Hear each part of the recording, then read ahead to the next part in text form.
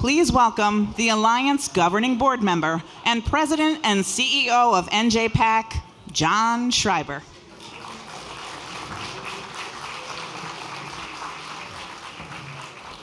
Good afternoon. So nice to see everybody on a Tuesday afternoon. I am happy to welcome you to the Art Center to celebrate the 25th anniversary of the Newark Alliance. I think that deserves some claps. NJPAC has been, if you guys are going to kibitz me, I'm going to. NJPAC has been an enthusiastic member of the Alliance for many years. I attended my first Alliance meeting 14 years ago when it was led by Al Coppi, whose wisdom and generosity of spirit were unmatched. We miss him. NJPAC and the Alliance were founded around the same time and by some of the same people. Governor Tom Kean, Ray Chambers, who is sitting right in front of me, and the great and legendary Art Ryan, a living legend, who is here today as well, and his colleagues at Prudential Financial. They are far-sighted visionaries who were committed to making things better for Newark, and if you care about Newark like them, and I know everybody in this room does, I can't imagine a more exciting time for our city than right now, because today, the world is recognizing what you and I already know, and that is that this is a remarkable city, and we have a remarkable leader in Mayor Ras Baraka.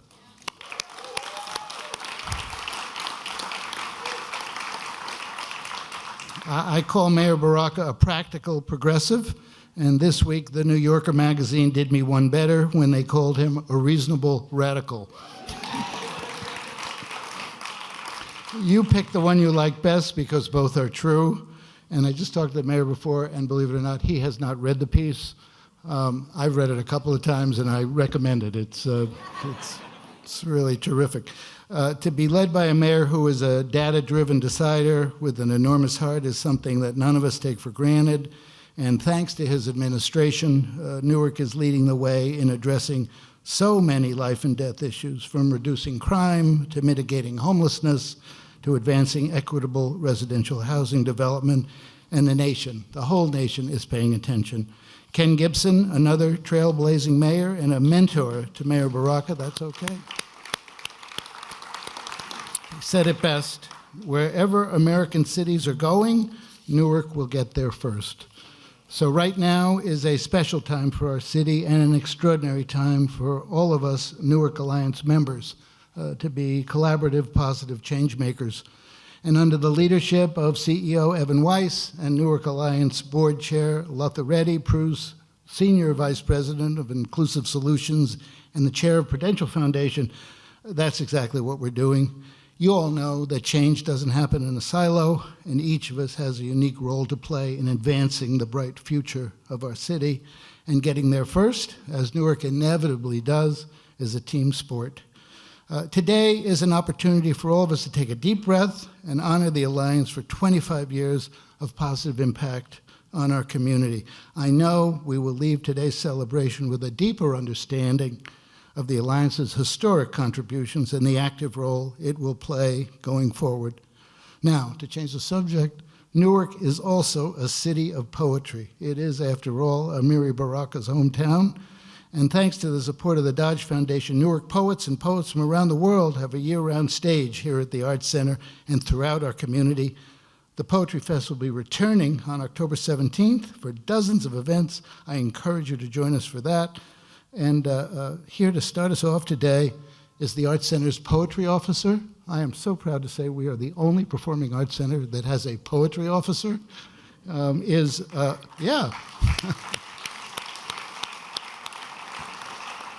Is Isabel Gonzalez. Isabel was raised in Newark. She has a deep and abiding affection for this city and for the power of poetry. So we thought it would be fun to kick off this celebration and honor the Newark Alliance with a poem on the occasion of its silver anniversary. Please join me in welcoming Isabel Gonzalez.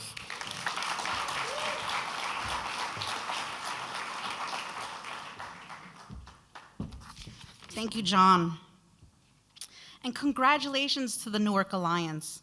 How wonderful it is to celebrate with you all today by way of poetry. Poetry is not only a tool, but also a language. And it is Newark's love language and the language of resistance and change. It is through poetry we will find redemption and can be our bravest selves, reaching toward liberation and empathy in this work we do together. Today, I will read a poem by Alberto Rios that I think is very appropriate, called "We Are of a Tribe." We are of a tribe. We plant seeds in the ground and dreams in the sky, hoping that someday the roots of one will meet the upstretched limbs of the other. It has not happened yet. We share the sky, all of us, the whole world. Together, we are a tribe of eyes that look upward, even as we stand on uncertain ground. The earth beneath us moves, quiet and wild, its boundaries shifting, its muscles wavering. The dream of sky is indifferent to all this, impervious to borders, fences, reservations. The sky is our common home, the place we all live. There we are in the world together. The dream of sky requires no passport. Blue will not be fenced. Blue will not be a crime. Look up, stay a while. Let your breathing slow. Know that you always have a home here.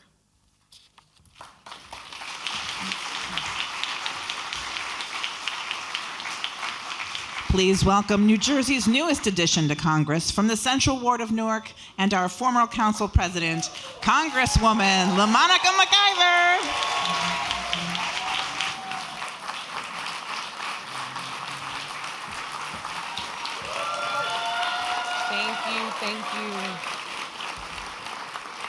Thank you all. It's such a pleasure to be here among so many friends. Thank you, Isabel. That was amazing. Good evening, everyone. I'm thrilled to be here tonight to celebrate 25 years of Newark Alliance. As you know, I'm a lifelong Newarker, and for 25 years, I've had the honor and privilege of watching this organization grow. Investing in Newark has consistently been at the top of all of our minds, and today we celebrate all of the positive change that we are experiencing from those first visionary leaders. From revitalizing our downtown, to driving economic growth, to improving neighborhoods, to fostering innovation, the city of Newark is thriving because of the work of the Alliance. We can clap.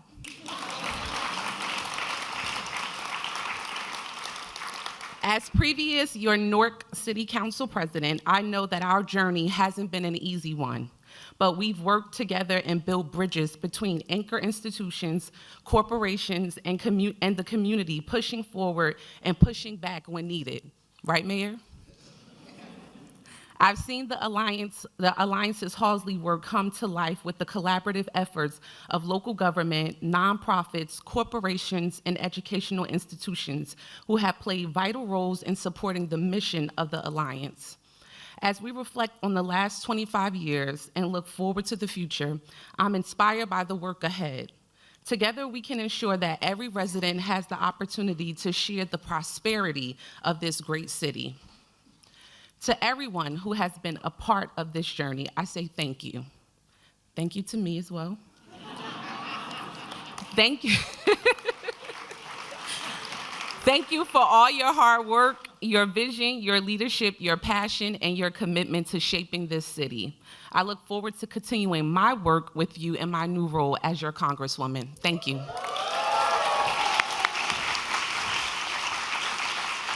Everyone, please welcome to the stage a powerhouse leader of our city and state, Senate Majority Leader M. Teresa Ruiz.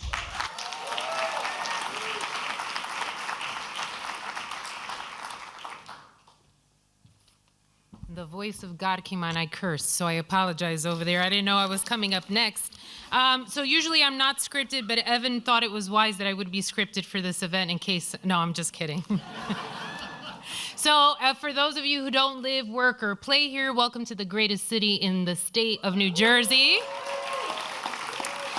As the sponsor of the Economic Recovery Act of 2020, I took a strong stand to ensure that community benefit agreements were integral to our incentive legislation. These agreements create a vital partnership between communities and developers, ensuring that projects contribute to create positive contributions to our communities and local needs. The potential benefits are substantial, and I will tell you this, that there were other iterations, like the first one, right? 1.0, Urban Transit Hub. You all remember that one? That was a long time ago. But I felt like it needed to get beefed up from the opportunity standpoint that what was really gonna lend and lean into our communities for benefits. And so I stood my ground, and the potential benefits were substantial. We can provide living wages, fair hiring practices, affordable housing, environmental protections, and crucial community services like grocery stores or public art, health clinics, and workforce development. Now I know that there's some sectors that when you hear kind of that language, you say that stifles growth. You can see right here in these downtown corridors that those two variables have created an equation of success. That yes, you can build and that communities can thrive. That yes, you can build and that we can afford it. And that yes, you can build and that we, by we I mean like the mayor and the congresswoman and the generations that we represent can be part of that progress and opportunity. I made certain that prevailing wage and union work were part of building every project that we move forward. I firmly believe that we can achieve a balance where both corporations and community residents thrive together. And together we can create a community as great as Newark is and will be, where everyone benefits. I'm proud to stand before you today to highlight our progress in supporting the arts in New Jersey. Last legislative session, I sponsored S4011. Now, you know I didn't write this because I don't even know what that bill is. Which modifies the New Jersey Community Anchor Development Program. Many of you have expressed right in this room, and I'm gonna give the credit to Evan because he sent me this in an email with a debt of gratitude, that this legislation increased capital funding, so if the stat is wrong, he's right there, that increased capital funding for the arts, are you ready for this? By 17,810%. This new tax credit program is a monumental step forward for our cultural institutions, like the State Newark Museum, like Newark Symphony Hall, and like this great place here. These buildings just don't come up. If you see the revitalization that's happening, arts intertwined with retail, intertwined with community, home ownership, affordable housing, it's because of these policies that we've put in place. So I will tell you this, Newark has been a gem since it was founded, how many? I don't know, where are we? What year? We're the oldest. 16, whatever that is, yeah. As one of the oldest cities, but I can tell you that everyone in this room who's still cemented with their family here can point to a story as to why Newark selected. My dad chose this city to raise his family because he had that vision. He knew. And I remember coming down to downtown and going to Haynes and going to Bamberger's. Who remembers Bamberger's? But I only went to the basement because that's where the bargains were. But to see kind of our downtown corridors redeveloped in those ways, or to come down with, and have a drink with the congresswoman or the councilman and come down on Halsey Street on any given night and see those lights, I can't tell you as a daughter of Newark how much that fills my soul. Because people are living here, people are making investments here, and now everyone is starting to see the greatness that our fathers saw in raising the next generation. And for EDA, there's still a tranche of art funds that haven't come out. Let's release those funding. Let's get our restaurants open. Let's get our art projects and our corridors going. We still have a lot of work to do. I will tell you, as much as we've done in this corporate space, I'm now leaning into home ownership the same way that we give to corporations to thrive and grow. We have to do a tax credit program for home ownership, and I hope that we can get that off the ground. Thank you for hosting us today.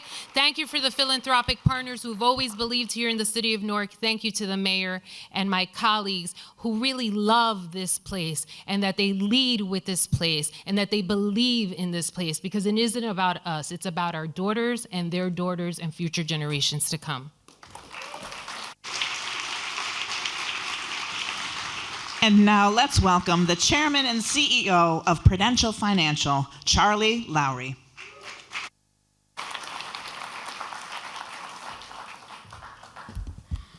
Thank you. I'm going to do something a little different. I have a speech that I'm supposed to give. Thank you, Latha. But I'm not going to give it because I've been listening to what everybody said. And just want to tell a little story and then link that to a couple of other things. My great-great-grandfather came to the United States in 1846 and emigrated to this city.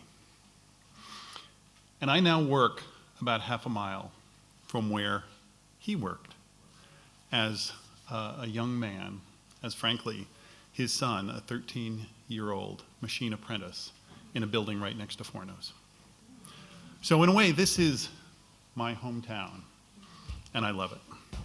And I look out at everyone here who loves the city, and I look at the giants who have helped, Art and Ray, Mayor Baraka, and the wonderful politicians we've just talked to, and the leaders of cultural institutions like the Newark Museum and others. And I am humbled by the fact that we can be here as an organization, as a company, and help this incredible city for 150 years. We play a small part in doing that, but it's all of you who lead and really thrive in this city and do what we want to do for this city going forward. And under the, I would say, inspired leadership of the mayor, he has made this city a beacon. If you look at what the president, we were just talking a little while ago, said the president's going to eliminate all lead pipes within 10 years. The mayor's already done that. Been there, done that.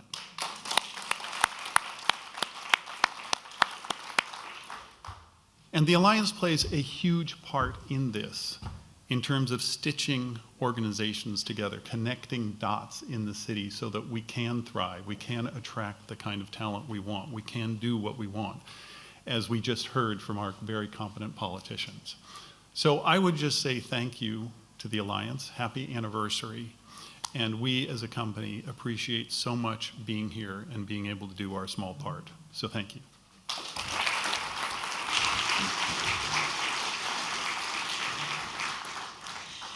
And now we'll enjoy a fireside chat with moderator Latha Reddy, along with Mayor Raz Baraka, Adina Bayo, Ray Chambers, and Daryl Terry.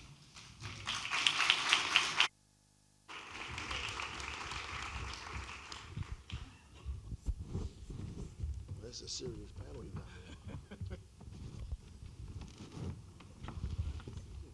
It is a serious panel. Good afternoon, everybody. So I am Latha Reddy, and I have the privilege of, by day, working down the street at Prudential Financial and as serving as the board chair of the Newark Alliance. And I am joined here by some very distinguished individuals with whom I will chat with. And so I want to do quick introductions. Their bios are in your programs, and I invite you to read all of them. But starting down at the end, hello, Adina Bayo, who is a very successful entrepreneur and real estate developer here in the region. Next to her is Daryl Terry, who is the president and CEO of Newark Beth Israel Medical Center and Children's Hospital of New Jersey. And then we have Ray Chambers, who most of us know is a respected philanthropist, but Ray also operates on a global platform. He is a true humanitarian and has served in many roles, currently serving in a role as ambassador to the World Health Organization for technology and health financing. And then, of course, last but not least, we have the Honorable Raz J. Baraka, the 40th mayor of the great city of Newark, New Jersey. So please join me in welcoming my panelists. So, Ray, I'm going to start with you. As was mentioned, we have the good fortune of being joined by Art and yourself, two of the founders of the Newark Alliance. And so I'm hoping you could describe the landscape of Newark in 1999 and what led all of you to create the Alliance. Well, Newark was different than it is today, and it's so much better today, large part due to the young man on my right who's done such a terrific job. And I had the chance to work with him when we were fighting to get Amazon to locate its second world-class headquarters. And what came together was a group of people from every part of the state, from Princeton University to William Patterson. And we finished in the top 4 because people saw how the leaders in Newark, the citizens of Newark and Greater New Jersey can come together for a common cause. And we saw what was going on in New York City with the New York City Partnership under Kathy Wild. And it really brought together the private sector in a more formal way with the public sector, not-for-profit sector. And Art and I and Al Capi put our heads together and said, could we do something like this here in Newark? And there were some skeptics, but what is amazing that we're sitting here today, 25 years later, disproved the skepticism, and we've seen so many public-private partnerships that have come together with the Newark Alliance, and especially with Mayor Baraka. And Art and I were interviewed before, and we said, we can't point to the Newark Alliance and say that it built this big building or this bridge, but it's been there behind the scenes, almost like glue and cement, bringing the public sector together with the private sector, listening to our religious leaders, our education leaders, and I frankly don't know how we would have made the progress we've made in the last 25 years without a fully comprehensive, diverse, and wide represented organization like the Newark Alliance. So, yes.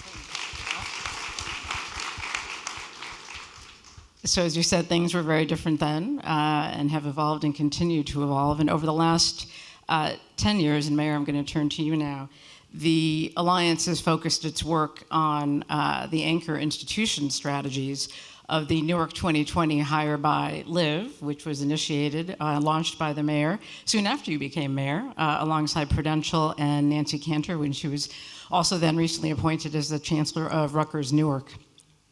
So Mayor, can you talk about why that initiative was so important to you, your administration, and to the city? Yeah, thank you. First, I just want to give credit and the kind of memoriam to Al Capi. When I first became the mayor, there was this view about me and business community and downtown and everything that would possibly not happen. Al Capi, being who he is, did not fall victim to that. We had extensive conversations. He introduced me to people that I needed to meet. He helped me when we walked in with an unbalanced budget and we had a $93 million deficit. Al Capi suggested I go talk to you guys down the street, and I did that. And you guys were incredibly, incredibly helpful, without a shadow of a doubt. I think more importantly, what it did was dispel, in my mind, the kind of mythology I had about what was happening down here. And I think it also helped other people in the community kind of get rid of the kind of ideas that they thought when they thought about me, which was incredibly helpful for us to get to where we are today. It was a launching pad, if you will. But Hire by Live is important because, first of all, the anchor institution strategy is real. I mean, Nancy Cantor took it to the next level. We began to identify the anchors, the businesses that are in this community that served as anchors, both corporate, educational institutions, arts institutions that we thought were anchor institutions, meaning they held a lot of this stuff together. They created jobs. They procured services and brought millions, hundreds of millions of dollars to our community at the same time, and could encourage people to move here. It was a part of development and people living here at the same time. And what Prudential did, which was very important, was to do a study which told us that the procurement levels were very, very low. In fact, it was about 3% what the procurement was in terms of the acre institutions. And the city of Newark was also included in that. We were actually buying very little in terms of goods and services in the town. And that changed when that data came out. And Hire by Live really said that we wanted you to hire Newark residents. We want you to invest in Newark businesses through your procurement strategy. And we want you to encourage your employees to choose Newark to live here as well. It was extremely successful. We decided that we would hire 2,020 people by the year 2020. That we well exceeded that number. I believe to like 3,000 or more people were hired as a result of that. Audible and Don Katz, he took it to the next level. He's a little eccentric, so he actually began to give people cards to purchase lunch in the city of Newark to eat here. And he helped people who decided to live in Newark pay some of their rent, which I thought was like way out, but I don't know who else would do that, but he did it. Right, so it's been extremely successful for us, and I think it's a strategy that other people can adopt, and we need to lean into even more in this city. So thank you for that question. So Daryl, RWJ Barnabas and Newark Beth Israel were among the leading participants in the Hire by Live strategy, and I think you had some good success with your engagement there, and now you've actually incorporated these strategies into a broader set of programs and initiatives. And so I would love for you to talk a little bit about, I think we all know, and the majority of you referred to how these things benefit local Newark residents, right? Everybody gets to participate, but would love to hear how it benefited your institutions and how you're thinking about that work going forward. Thank you. So happy anniversary to the Alliance. It's great work being done. So before there was 2020, it was Hire Newark at Newark Beth Israel, and this was also a vision of the mayor's that we executed, and it was wildly successful, and it continues to employ people to this day. But then going forward, we employed the same strategy with Newark Strong. So Newark Beth, RWJ Barnabas Health invested $150 million into Newark Beth Israel Medical Center under the vision of Mark Burson. And so during that $150 million, 30% of that was spent on minority women-owned business. All that glass you see on Lyons Avenue is Josloff. It's a woman-owned, Newark-based business. And in addition to that, we made sure that all the construction folks ate locally in Newark. Our Newark Beth Israel actually has about 25% of its employees are from Newark.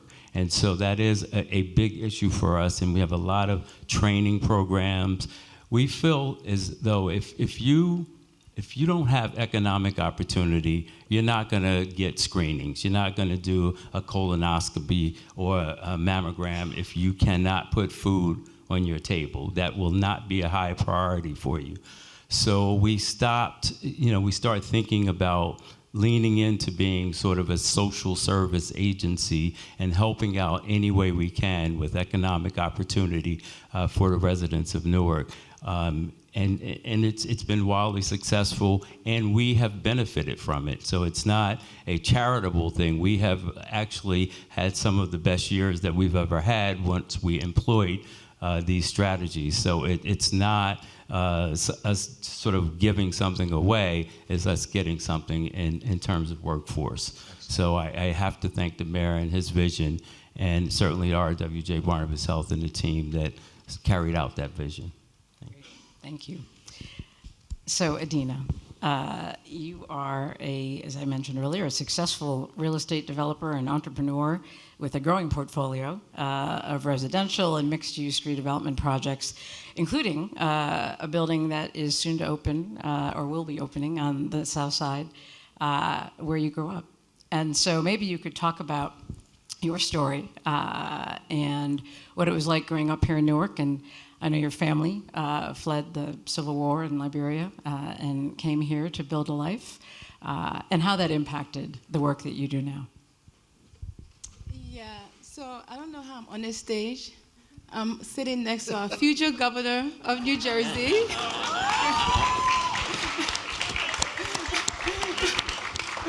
I'm sitting next to Ray Chambers, and then the CEO of St. Barnabas. So I have to, I guess I have to say favor is not fair, but I guess it's God work. So I think my story is I came to the United States illiterate. I couldn't read. I couldn't write. I was put in the 7th grade with a kindergarten education. And I often tell my story and I talk about I'm sitting here today because of the generosity of the people of Newark. Plain and simple. There's nothing special about me, but I have encountered special people. Deeply, deeply invested in my future. And the journey hasn't been easy. I did not take the elevator here. Took the concrete steps to be sitting on this stage. But nevertheless, I think Newark Alliance and the work that Newark Alliance do. I remember my first encounter, I think, with Evans. It was during COVID. And at the time, I had 13 restaurants. I had to close 3 since then. Actually 4, and it was a struggle. It was the worst time to be in the restaurant space. And I remember every day thinking about the people that I employ and how they were going to feed their families, and nothing was just coming. And I remember Audible came up with a program where I could at least hire the team in Newark. And then we had a gift card program. And all of these programs were happening downtown Newark. I remember going to the other communities that I do business, and I say, look, listen, why don't you guys do what Newark is doing? You know, they have, it was a struggle. It was like, what do you mean now? You mean what? And unfortunately, like the last place that I had to close down a store, which really killed me. The worst thing as an entrepreneur is to close down a business, but it's Newark. I think it's the people in Newark. Newark is a place where my family, my dad came in 1981 and made home here. I came in 91 when there was a civil war in my country. And the people, one of the story I would tell is Dr. Joyce Carter at Quest Youth Center.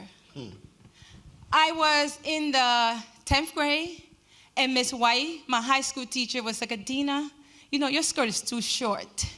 After school, I want you to go to this after-school program called Quest Youth Center.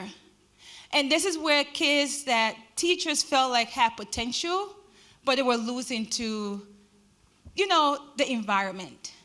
And we would go there from 4 to 6:30, and she would give us whatever she had as dinner, usually a ham and cheese sandwich. But what she did for us was tell us that we were important. That if Newark was going to change, that we had to change Newark. And she will talk to anyone that was anybody to come and speak to us.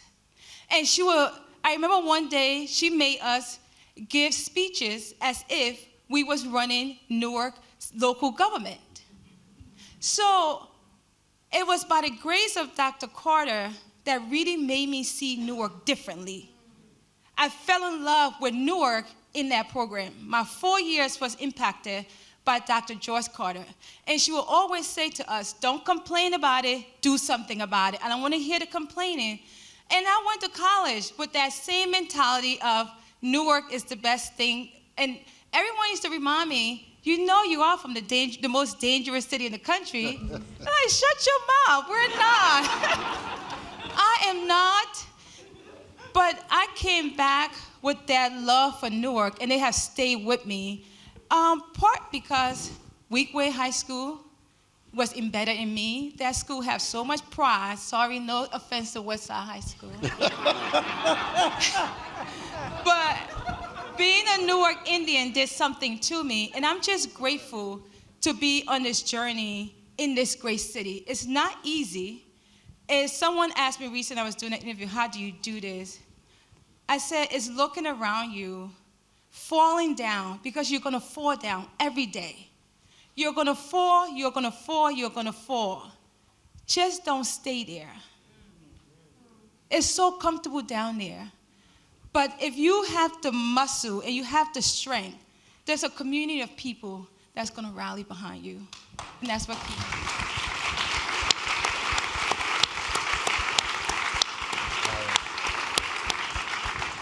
It is inspiring. Thank you for sharing that. And I want to pick up on a theme about everybody being important, everybody being seen and feeling important. And Mayor, you have said that decent housing is not a privilege for human beings, it's a right. And to that end, your administration has been very focused on fighting chronic homelessness or ending chronic homelessness. And in fact, when Evan was then the new CEO of the Alliance, and I came to share our plans for the Alliance with you, you asked us if we would join you in that work, and we did. And we've worked with you on helping to build a best-in-class data system to support supportive housing study and to create a dedicated downtown outreach team. And Alliance members on this stage have all been engaged in that work as well. The success that you've had led to you being one of very few mayors from around the world who were invited to Paris to a conference on homelessness. You were invited to speak. Right.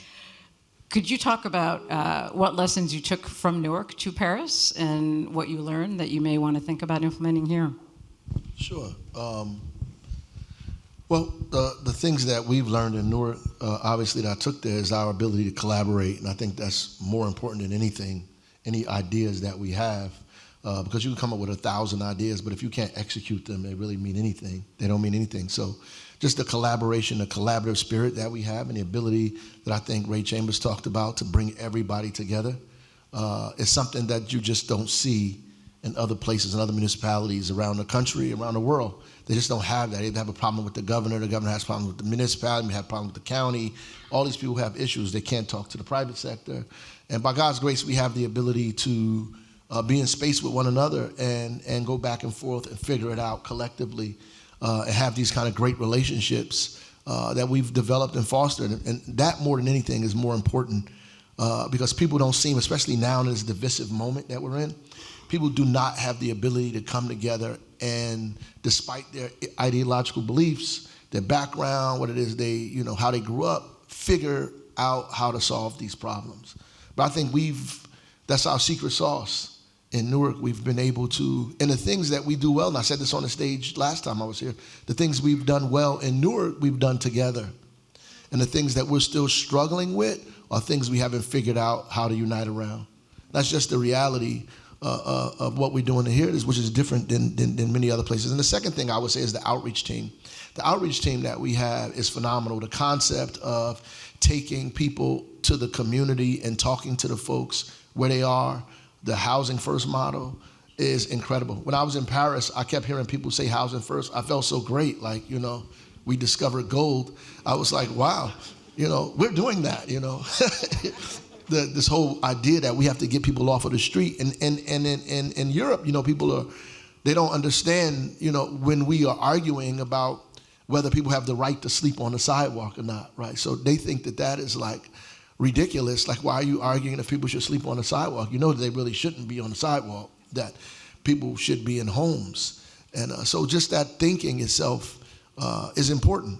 And moving away from the things that I learned in Europe, just the kind of creativity that people are using, leaning into some of these problems in very difficult environments, the kind of xenophobia that's being, that's rising, in countries in Europe because of the migrant crisis, just even the demographic of the country changing because of the amount of people that are coming and what that means, and just people's willingness to come up with creative housing solutions and not inhibited by some of the things we're inhibited by here, where we limit ourselves with the ability to do one thing versus the other. I just think it's wide open in Europe in terms of what people are willing to do. Not just Europe, in different parts of Latin America as well. Some of the mayors, in Latin America are dealing with problems that are 10 times the problems that we have, right? So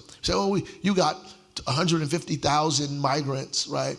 One person says, we have like millions of migrants in our community, and we have to find housing solutions for millions of people, right? So you're sitting there like, why am I invited here? I don't need to be here. I don't have these people's problems, right? So, but they were excited, and I was excited about the possibilities of the things that we can do here in America. We just have to figure out how to let the barriers down and work together to be more creative and transformative. So this work is all happening now, and Ray, I'm going to come to you. Maybe, we're sitting here in NJPAC, which has been a transformative project for the city, and John broke ground on another transformative project here, Artside, and then we've got the Lionsgate Studios coming. And as you look around the city, Ray, are there other things, other big initiatives or things that you're excited about, or things that you think we need to be focused on as a community? It's a good question, Letha. Buildings like the New Jersey Performing Arts Center, the Prudential Center, where Art Ryan played such a key role, Lionsgate, a number of residential complexes that Shaquille and the Barai family have put together. You mentioned Audible bringing its headquarters to Newark, and then the incredible things Don Katz has done to encourage people to live here, and to include the Newark Alliance all along. I don't know if it's more buildings, but thinking about the poem that Isabella read, the thought of these branches reaching down to try and get the hands of those wanting to come up, and we're missing it. That gap is there. I think Newark has done an incredible job on making that gap shorter. But I think beyond buildings, which are always helpful, the thought about housing and what Senator Ruiz said about giving incentive to people to own their own homes, be it tax incentives. Large organizations like Blackstone on Wall Street should not own 2- and 3-family homes in Newark, New Jersey. But the mayor was just being provocative about thinking creatively. I think the credit will help, but I also think, can we force those large institutions? They made their investment, they deserve a return on it, but can the resident have an option to buy that house in some type of discounted interest rate that Blackstone would provide to them? I think we're going to need things like that. That's good. And the other thing where that gap in reaching down and reaching up is in our children in school. It's such a problem that was exacerbated by trying to learn remotely during COVID. And I know our superintendent, and we have wonderful teachers and principals. Everybody is doing everything they possibly can do, yet our children, based on standardized testing, are still falling behind. Can we take that spirit of Newark Alliance, what the mayor talked about in Paris, about the uniqueness of people in Newark coming together and helping one another, whatever their background, whatever their station in life, and with our entire future residing in the children, can we in the private sector, every business, small or large, the churches, universities, reach down to try and close that gap and just take one student in Newark into their lives? And I'm, as Adina pointed out, I'm a graduate of Westside High School. But I remember, Adina, when we said Westside was the best side. So,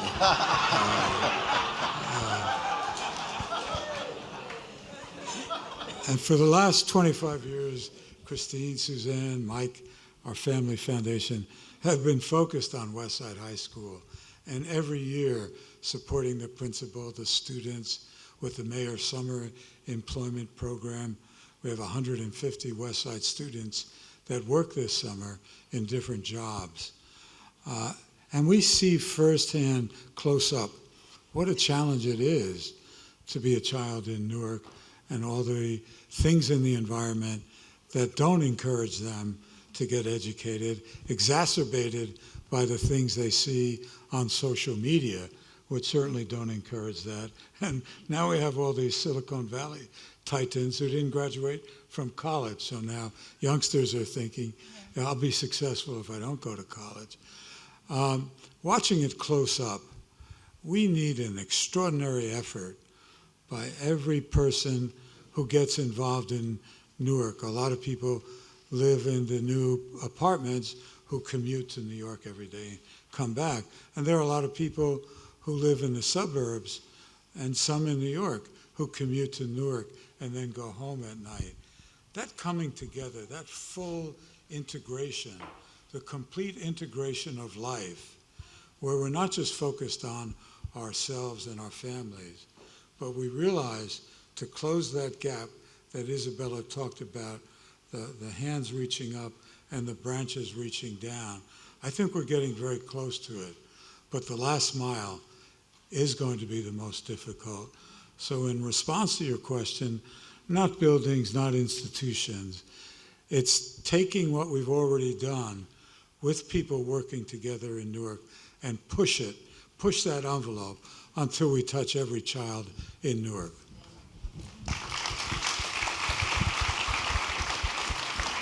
That is the perfect sentiment to end on, and we certainly have a full agenda for the next 25 years, but I know with everybody in this room working together, as Ray said, we're going to get there, and we have some fabulous examples here on the stage that we can all think about and take back to our institutions, and we have amazing leadership to help us, help guide us along the way. So please join me in thanking the panelists.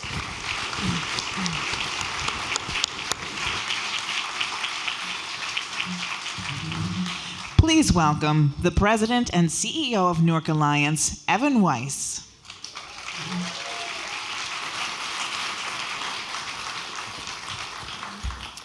I'm going to take a cue from one of our great partners, Prudential, and throw away the speech for different reasons, because I'm going to be very, very quick, because we still have a few things left to do. So I was thinking in the seat while I was listening to the panel, how could I boil this down into one sentiment?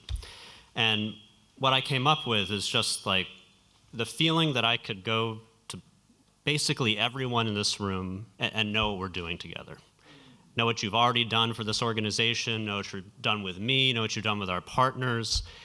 And that's rare, that's unique, that we're in a city of 300,000 people, and just today I can walk down the street and someone complain to me about something in a productive way, but just I have that experience where you'd be surprised, in a city of this size to have that. And I think that's the most wonderful and treasured thing as an experience that I get to have, that so many of us get to have working here together. And that if you turn to someone else at your table who you didn't know and you spent 2 minutes together, you could come up with something great to move this city forward. And I think that's so unique about this room and this history of this organization, that Ray, Art, everyone did so much to build. The one thank you I just want to do is to our elected officials and leaders here.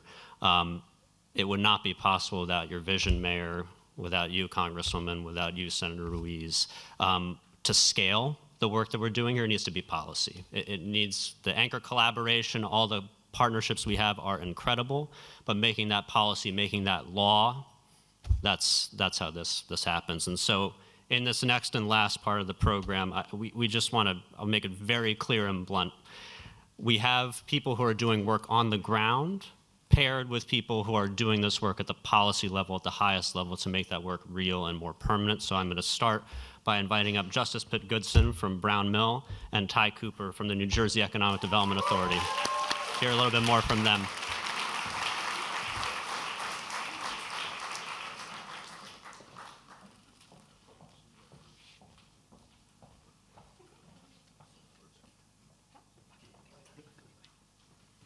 They're telling me to hurry up, so I'll be very, very quick. But I have to say this. I know he's trying to rush to get the program done, but just a round of applause for Evan and what he's been able to do.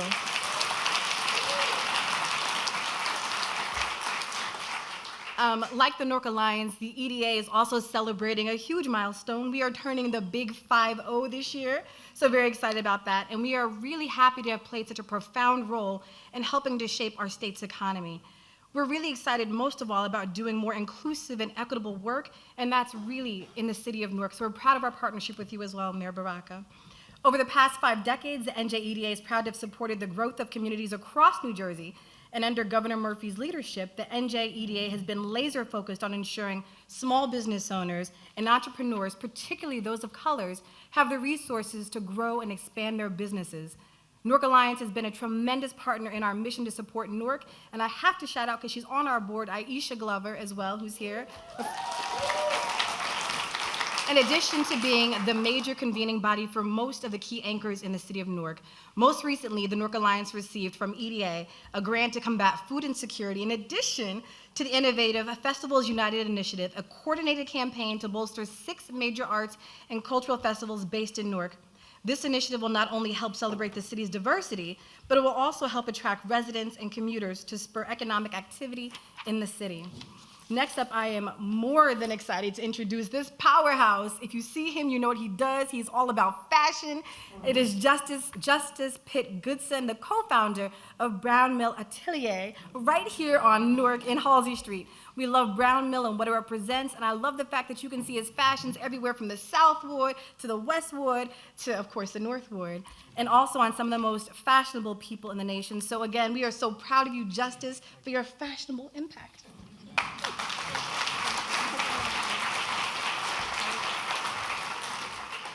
Thank you, Ty. Thank you, everyone. Happy anniversary, Newark Alliance. I'll try to be quick. I stand here today reflecting on a journey that began when 2 of my business partners and I, Ta Shamu and Kwiku Ajamang, in the 8th grade, started a business.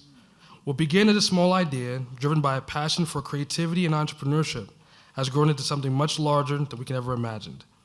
From our humble beginnings of making bow ties and shirts on my family's dining room table, to scaling this brand into a global lifestyle name, it has been an incredible journey and a ride.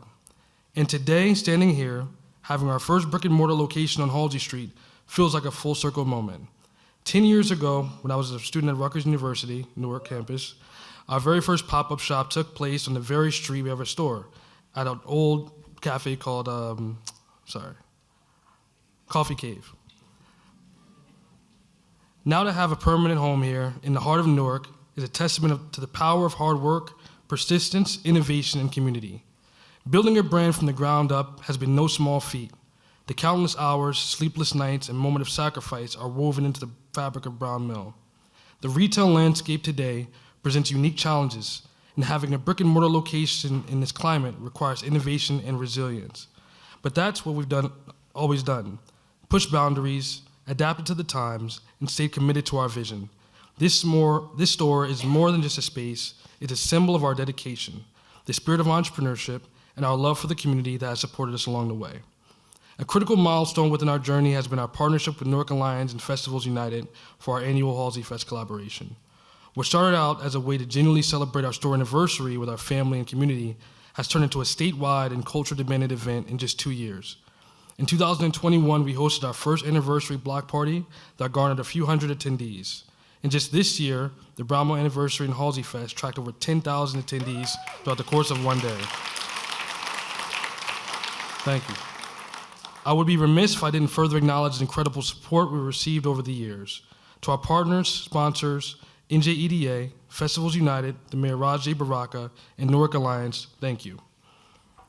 Your unwavering commitment to supporting small businesses like ours has made this dream a reality. Your belief in what Brown Mill represents has been instrumental in helping us grow, and we couldn't be more grateful for your partnership.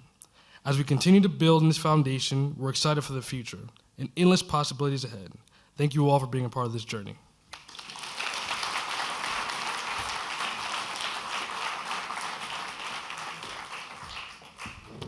I have to do one other thank you or set of thank yous, and that's to the staff of the Newark Alliance, past and present. So I think there are 3 CEOs of the Newark Alliance, 4, including me, in this room. Aisha Glover, I see here. Who's just an incredible leader and an incredible friend. Dale Caldwell, I see as well, who was our very first CEO. And Deshaun Wright, who steered the ship for getting us through some times, and he did a fabulous job. So thank you, Deshaun. And then again, the staff who made this event possible, but makes all the work possible, who's gathered around the room here today. So thank you all. Thank you so much. So we have one more impact story, and I want to bring up Isaiah Hayes Willoughby from the city of Newark, who is here with us here, and then Melanie Walter, the executive director of the New Jersey Housing Mortgage Finance Authority. I'll say HMFA next time, that'll be easier.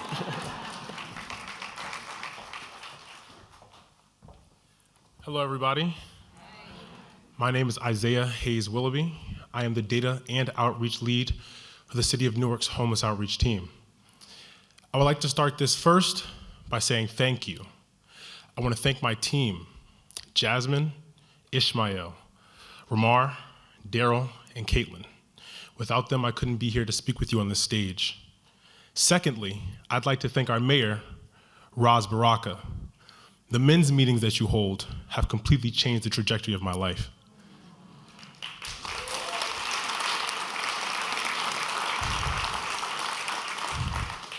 Thirdly, I'd like to thank 2 great men who have been a part of my life. Great fathers, great people, and unfortunately, great Jets fans. Justice Pitt Goodson, a good friend of mine, and my director, Louis Ulario.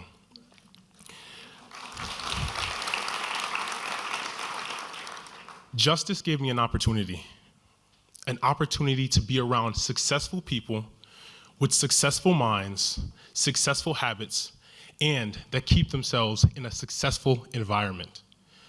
My job as an outreach lead is to be around unsuccessful people who have unsuccessful habits, who keep themselves in unsuccessful environments. This is very hard work. Thank you to my team who has helped me build great data systems that not only help us get live footage and SMS for those that are homeless to get them aid, but also be able to have a live bed count for them so that we on the ground can have beds at any given moment. I thank them.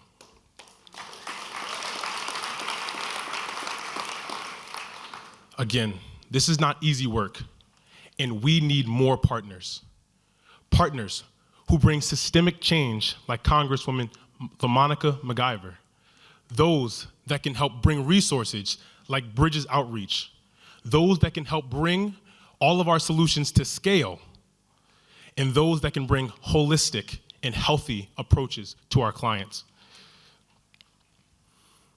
I would like to thank also Ms. Melanie Walters for helping us find affordable housing for those that can't afford it, and also bringing homes to the homeless. Thank you very much.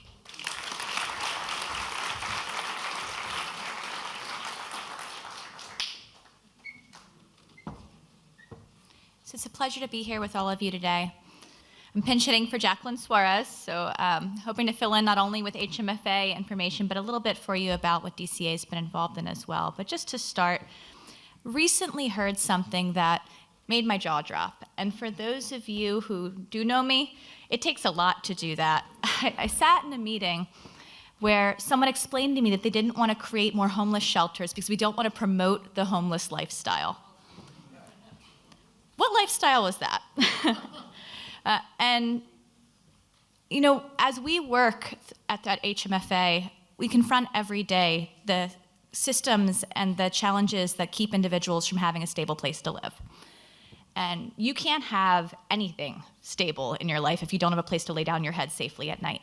You don't know where your food's going to be. You don't know where your belongings are. You can't make sure that your kids are in a consistent educational environment. You can't maintain a job. So when we talk about housing first, the lifestyle that we're looking for people is a lifestyle that lets them build the lifestyle and the life that they want. A lot of times, though, when you're talking to someone who doesn't understand homelessness, having a data-first mindset and really being able to show them the numbers is the way that you get through. People can't argue with facts and data, or at least most of the time they can't. So when we can show that we have an uptick in need over the holidays, where we sit down and we see that between November, December, and January, evictions go up, foreclosure filings go up, delinquencies on mortgages go up.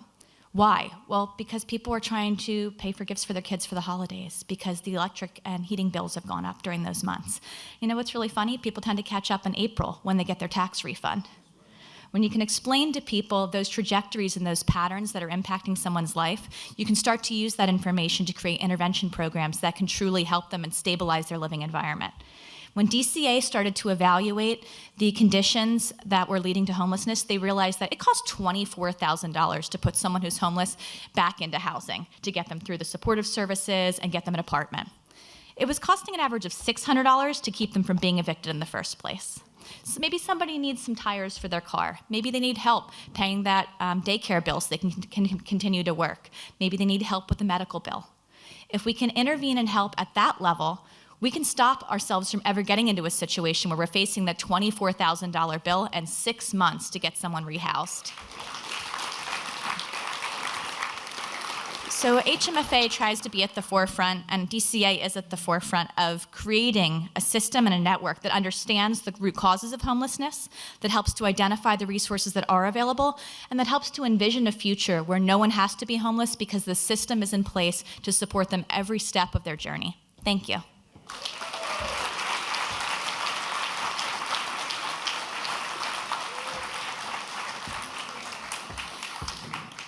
So the last thing is your homework assignment. After hearing those two presentations, that's about the work that we're doing now, collectively, to address two of the most critical issues we have in the city. So the homework is to think about what you can do.